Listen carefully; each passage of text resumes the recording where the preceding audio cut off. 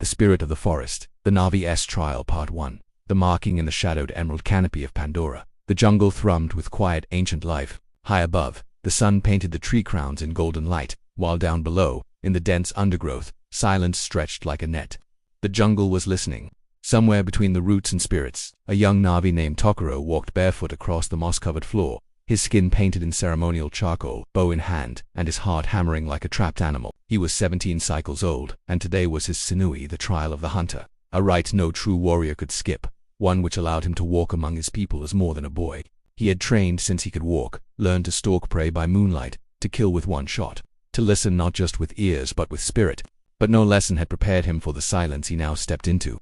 His elders had told him to track the beast named Circle, a name the old ones only spoke around fires, half joking, half praying, a myth to some, a monster to others. Said to be a relic from the time before the sky people. Circle was no ordinary predator. It was a shadow-given flesh, a being that did not simply hunt but studied. It had never been caught, never been seen in full. Those who sought it either never returned, or came back wordless, haunted, marked by something beyond comprehension. The challenge was simple in rule, impossible in nature. Track the beast, survive, and return with a piece of it, a fang, a scale, a sliver of hide, proof that one had met the jungle's ghost and lived. Tokoro moved carefully through the deep fern passageways, silent as the mist that rose each dusk. His eyes scanned for signs, bent leaves, unnatural silence, claw marks etched in bark like warnings. What he found instead were fragment shapes just out of reach, broken branches far too high, dung that steamed slightly as if left moments before. The deeper he pushed into the uncharted jungle, the more it began to feel watched, not by creatures, but by the very air, as if Pandora itself was holding its breath. Each night, he made camp high in the trees, lashing himself to branches with woven cords, whispering prayers to Awa beneath his breath. He dreamed of yellow eyes watching from the black, and always woke cold and covered in sweat, unsure whether it was dream or memory. On the fourth day, Tokoro found something strange. His trap's clever constructs taught to him by his mother were gone, not broken, not triggered, gone, removed, cleanly, disassembled with inhuman precision. The twine coiled and placed neatly in a pile as if returned, a gift, or a warning. He stared at them, hands trembling slightly, unsure whether to feel flattered or terrified. Redditors did not return things. Hunters did not tidy their kills. Something was wrong, or rather something knew he was here. Something was playing with him. The following nights grew colder. The forest changed. No birds called, no insects buzzed. A haunting silence wrapped the jungle in tension, like a string drawn taut. Once, at twilight, he heard breathing behind him. Deep, slow, and deliberate. He spun, arrow drawn, nothing. Another time, he found claw marks on a tree near his shelter, not fresh but still bleeding sap. The message was clear. I see you. The lines between predator and prey had begun to blur, and Tokoro, who once stepped proudly into the forest as a hunter, now moved like prey, careful, paranoid, alive with adrenaline. He began to feel its presence even when nothing stirred. When he drank, he felt eyes. When he slept, he dreamt of being chased. He tried to rationalize it. Maybe it was exhaustion, hunger, hallucination. But then came the footprints. Giant three-toed tracks in soft mud, nearly twice the size of a Navi foot, spaced too far apart to be any known animal. He touched one and felt the cold that clung to the soil like shadow. Whatever this was, it had followed him for days. It knew him better than he knew it.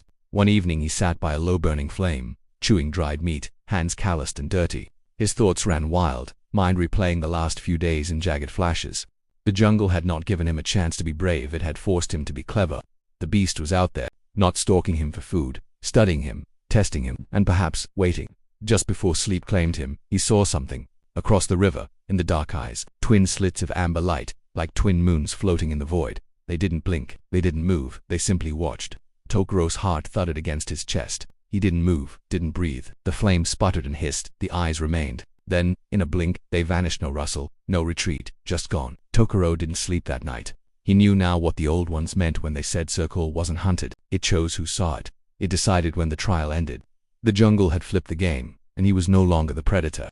He was the marked. Part 2, the silent dance. The jungle never truly sleeps. Under the heavy canopy, where even the brightest daylight struggles to reach, Tokoro's every step became a careful calculation between hope and fear. He had spent days chasing shadows, piecing together the riddles of the elusive Circle, but now the game had changed. No longer was he the hunter. The beast's presence hovered like a specter in every clearing, every whisper of the wind. The creature was no mindless killer, it was patient, intelligent, and cunning beyond anything he had imagined. At times Tokoro would catch glimpses, a ripple in the leaves, a faint pulse of bioluminescent light disappearing into darkness, or the subtle earth tremor beneath his feet. The jungle seemed to breathe with the rhythm of the creature's unseen movements. He began to feel as though the very forest was complicit, alive in a way he had never sensed before, watching the duel unfold. The prey was no longer an animal to be slain, it was a force of nature, a living enigma challenging him to transcend his instincts. Tokuro's traps, once meticulously crafted and placed with youthful confidence, were now relics of a naive beginning. The predator had unraveled everyone, not by brute force but through cunning, removing his snares without triggering them, leaving subtle clues as if daring him to follow. In this silent cat-and-mouse, Tokuro learned that force would only lead to exhaustion, defeat, and possibly death. He began to study the creature's habits, its trail in the mud, the patterns of broken branches, and even the faintest scars on the leaves, piecing together a mosaic of survival. One night, beneath a canopy thick with glowing spores, Tokuro's solitude was interrupted by a soft sound, a whistle, low and melodic, almost like a song carried on the breeze. It was unlike anything he'd heard in the jungle, a language of spirit, old as the stars. The sound lured him deeper into the woods, where the moonlight barely touched the ground. There, in a small clearing, lay an ancient symbol carved into a stone altar, worn by centuries of rain and root. It depicted a great beast, half shadow, half light, intertwined with the sacred tree of souls. Tokuro realized then that the creature was not just a predator, but a guardian and embodiment of Awa's will to test those who dared seek balance within her realm. Haunted by this revelation, Tokuro grappled with his purpose. Was he meant to kill, or to learn? Was the hunt a mere rite of passage, or a spiritual reckoning? The lines between hunter and prey blurred further with every heartbeat. His dreams became restless, filled with visions of glowing eyes and whispered voices, urging him to look beyond the blade and see the forest with new eyes. Days later, when the sun sank below the horizon in a blaze of purple and gold, Tokuro found himself face to face with Suko. The beast was magnificent, larger than any Navi had seen, with skin like liquid shadow and eyes glowing like molten amber. It did not attack, instead it circled him, a slow dance in the fading light, testing his resolve, his respect, his understanding. Tokuro lowered his bow, breath steady but his heart wild. In that moment, predator and prey existed as equals, participants in a ritual as old as Pandora itself. As night enveloped them, the dance continued, silent, tense, and profound. Tokuro realized that this encounter was not about destruction, but about connection. The beast was not a foe to be conquered, but a teacher demanding a new kind of courage, the courage to surrender to the wildest wisdom and to embrace the unknown. Part 3. The choice. The night hung heavy and still around them, thick with the scent of wet earth and distant thunder. Tokuro and the great beast Sakal stood mere breaths apart, their eyes locked in a silent understanding that spoke louder than words. No longer was this a battle of flesh and blood, it was a test of spirit, of will, of the soul's deepest fears and hopes. The forest watched as the young hunter faced the ancient guardian, both aware that only one choice could seal their fates. Tokuro's hand trembled as he gripped his bow, arrow notched but unshot. The final moment stretched endless, a thread of tension binding past and future. He could end this, bring glory to his clan, prove himself a warrior by claiming the beast's life and a token of victory. Yet something deeper stirred within him, a quiet voice echoing through the vines and roots, urging mercy, understanding, respect. To kill Sakal would be to sever a sacred bond, to silence a guardian that had watched over Pandora long before humans or Navi ever walked its jungles. The beast's eyes glowed, not with malice, but with ancient wisdom and a hint of sorrow.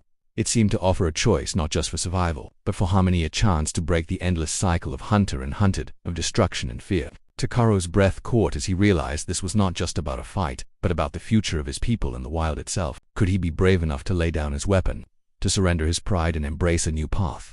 Slowly, Tokuro lowered his bow, the string slackening like a river finally at peace. The jungle exhaled, as if the very air had been holding its breath.